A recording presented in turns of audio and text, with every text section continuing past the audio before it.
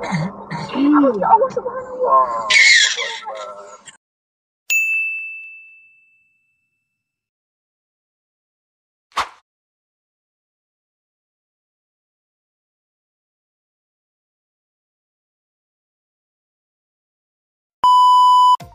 Kemarin, berlaku jam di Highway Karak kerana punca McLaren terbukti dipandu dengan laju sehingga tidak perasan lori berada di lane kiri sekali lalu menyebabkan terbabas. Bagaimanapun info lanjut tidak didedahkan.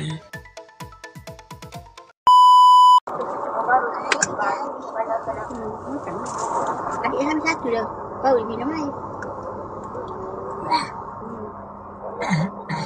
Ya Allah, subhanallah. Ayah, mamai.